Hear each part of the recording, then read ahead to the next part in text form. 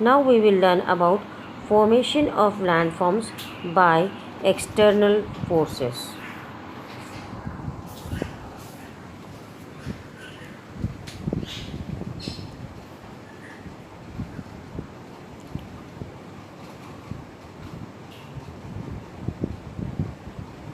On the basis of external forces, we have four groups of landforms: riverine landforms, glacial landforms, wind landforms, and marine landforms.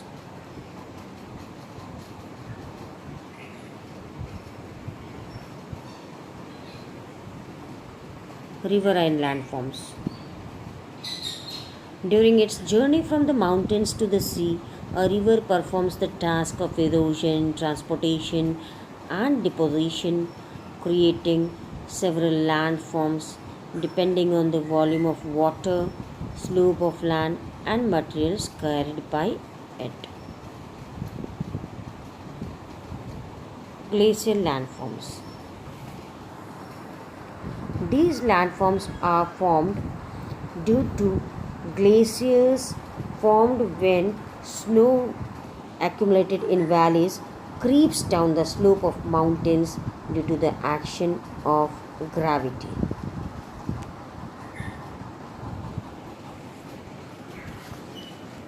Wind landforms.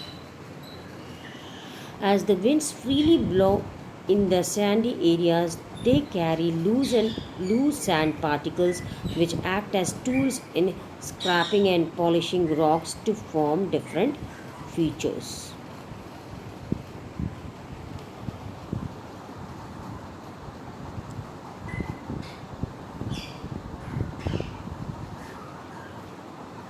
Marine landforms. Along the coast, sea waves, currents, and tides are responsible for creating and changing landforms.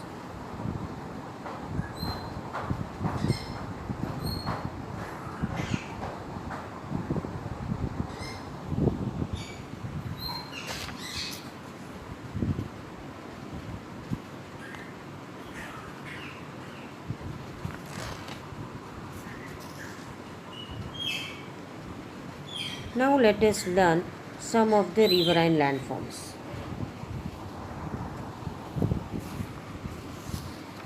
Gorges or eye-shaped valleys and canyons are formed when the river erodes the valley bed faster than the sides. Waterfall. A waterfall is formed when a river falls from a great height over hard rocks or down a steep valley. Example, Jog Falls in Karnataka. Rapids.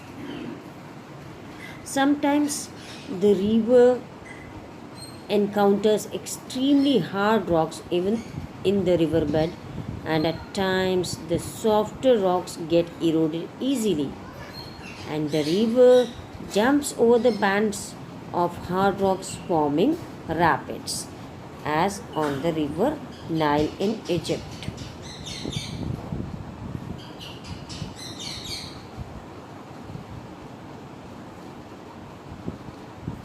The Angel Falls in Venezuela is the greatest or say highest waterfall in the world. V-shaped valleys. When the river reaches the plains where the valley gets widened, the slope in the plains is not as steep as the mountains, and the V-shaped valleys are formed.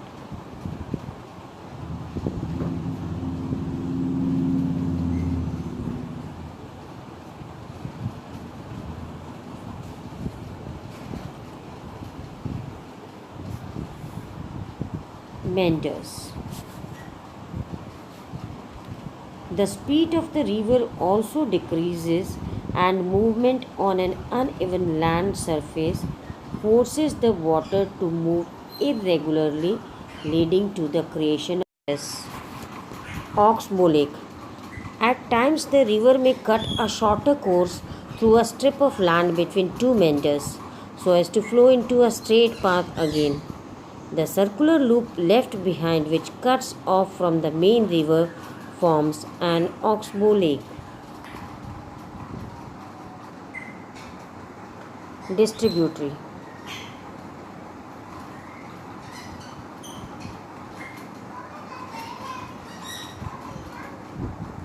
In its lower course, remaining load of sediment carried by a river gets deposited, forming a fan-shaped tract of land at its mouth.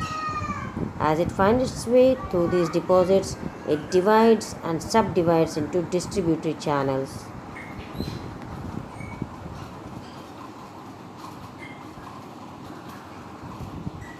Deltas. This is a triangular feature of deposition and distributaries known as delta.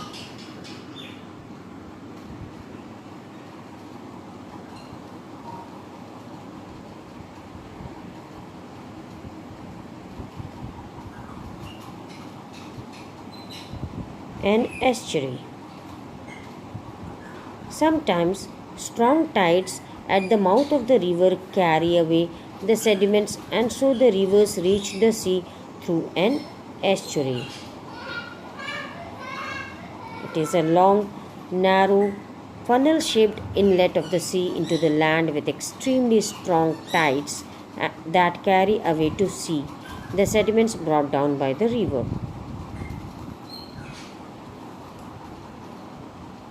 Now let's learn about the glacial landforms. U-shaped valleys. A glacier erodes both the bed and the side of its valleys at the same time and thus forms a U-shaped valley with a flat base and very steep sides.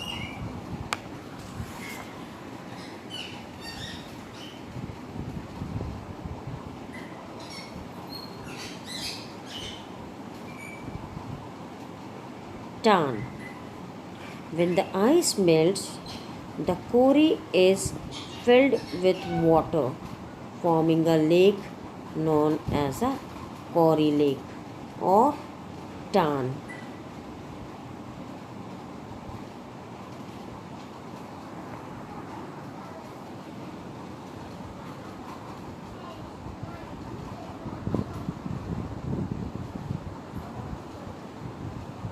Core. In the mountains, a glacier carves deep hollows forming armchair shaped depressions known as core.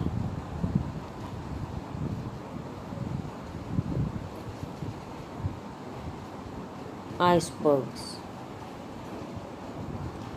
Sometimes a glacier may reach the sea without melting. Here, it may break up and form floating masses of ice, and these floating masses of ice are called icebergs.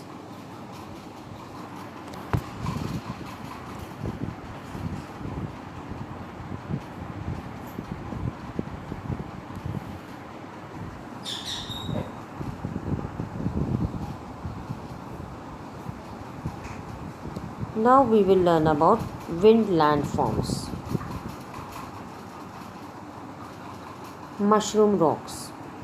At times, erosion of these rocks is maximum at the base as the wind cannot carry the sand to a greater height, leading to the formation of mushroom rocks or gore.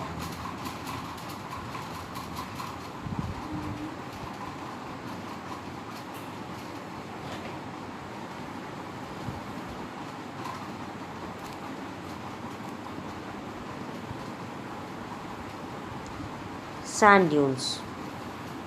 When the speed of the wind decreases, it deposits the sand and particles it was carrying along with it. As more and more sand gets deposited, it forms a hill of sand, which is known as sand dune. These sand dunes are not static, instead, they move in the direction of the wind.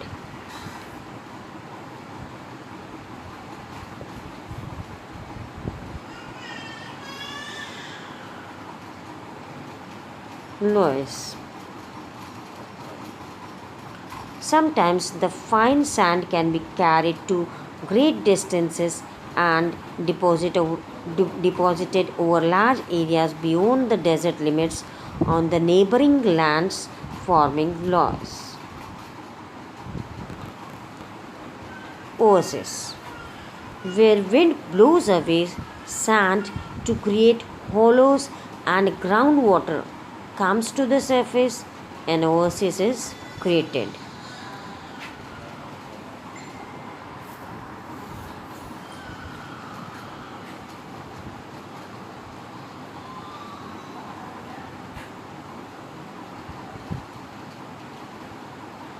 Marine landforms. Waves carve out sea cliffs or steep vertical rocks facing the sea and wave cut terraces. The waves may also deposit the sand and the eroded material they carry along the shore, causing the formation of beaches.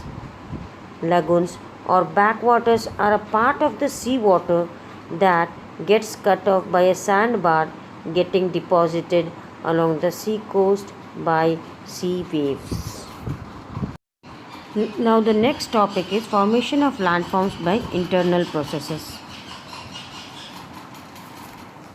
In this we will learn about the formation of mountains. So we will learn about old fold mountains. Mountain ranges such as the Appalachians in the USA, the Urals in the Eurasia, and the Aravallis in India were formed millions of years ago due to horizontal plate movements, and they are known as old fold mountains. These mountains have rounded peaks and gradual slopes with a lower height than the young fold mountains. New fold mountains. The Himalayas, Rockies, Alps, Andes, on the other hand, are young fold mountains as they are still being subjected to horizontal plate movements that are pushing them higher even now. That means they are rising even now. The young fold mountains are higher and exhibit pointed peaks and deep, steep valleys. Now we will learn about folding and faulting. The wrinkling of the rock layers of the Earth's crust caused by the force of compression when two lithospheric plates collide is referred to as folding. Faulting. Faulting means crack. Faulting means crack, fractures or fissure. Understood, children? That appear on the Earth's surface because of the movement of the plates. Now, types of faulting. Normal faulting. It occurs when the horizontal movement of rocks is tensional or it is in opposite directions, that is, away from a given point. A normal fault causes the block on one side of the fault to move down relative to the other side, that is, left hanging above. You can see that in the picture given below, children. Reverse faulting. It occurs when the horizontal movement of rocks is compressional, leading to the block of rock strata being pushed up along the fault line relative to the other block that is left hanging below it. Tear faults. It occurs when the rock structure is displaced in opposite directions. Block mountains and rift valleys. Faulting often results in the formation of block mountains and rift valleys. The land between two parallel faults is either uplifted or remains at the same place even after the surrounding areas have subsided. The Vindhya and Satpura ranges in India, the Vosges in northeastern France, and the Black Forest Mountains of Germany are examples of block mountains, while the Death Valley in USA and East Africa are examples of rift valleys.